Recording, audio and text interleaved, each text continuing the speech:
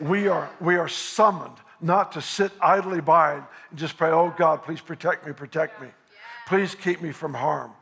To think that way is almost yielding to the virus. In this case, the coronavirus. But just in general, in the life of a believer, to just try to be the protected, safe person is the opposite of our calling, the opposite of our design. The opposite.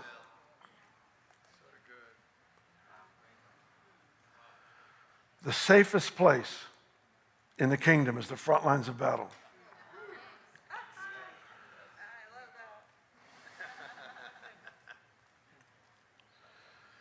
You will tread upon the lion and the cobra, the young lion and the serpent you will trample underfoot. Jesus made that statement to his disciples.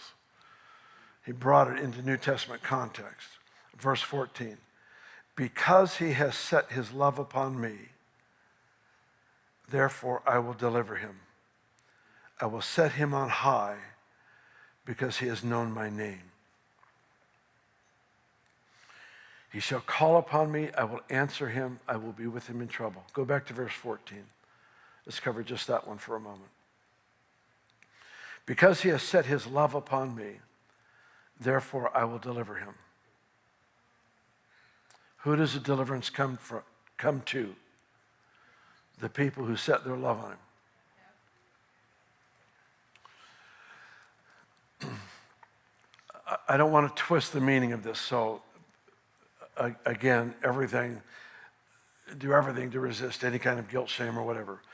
To me, this is an invitation by God to learn what it is to fix the affection of our hearts, to be anchored in him continuously. He makes a point for a reason. Because he set his love on me, I deliver him.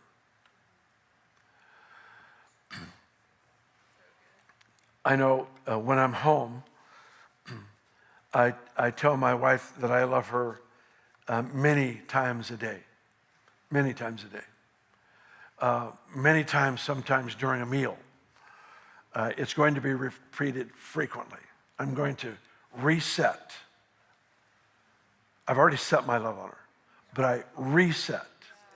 See, in Acts chapter 2, it says, and they continually devoted themselves to the apostles' teaching, to the breaking of bread, to prayer, to fellowship, etc. They continually devoted.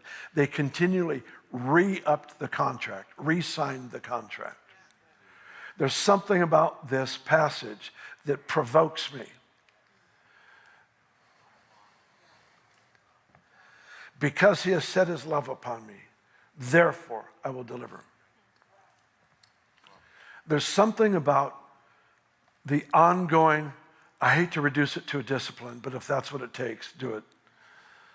The ongoing resetting of our affection for him throughout a day. If you need it, set it on your alarm to remind you. The resetting of our heart of affection for him. There's something about that. He's such a lover that he's drawn. You know, I've talked about this through the years. But in going to sleep at night, I turn my affection towards him.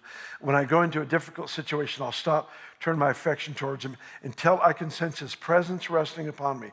It's not that he wasn't before, but something happens. Either he comes or I become aware. I don't care what it is, I like it. Turn my affection towards him, and something happens in that moment where there is a manifest presence of God upon me for whatever environment I walk into. And I've told you before, I remember a store I used to shop in that it was a grocery store, but it had cultic stuff there too.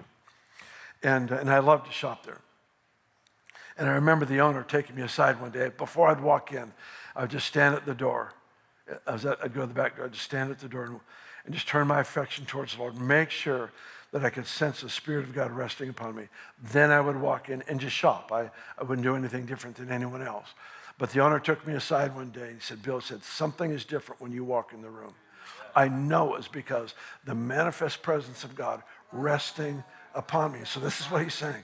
He said, because you set your love on me, therefore I will deliver.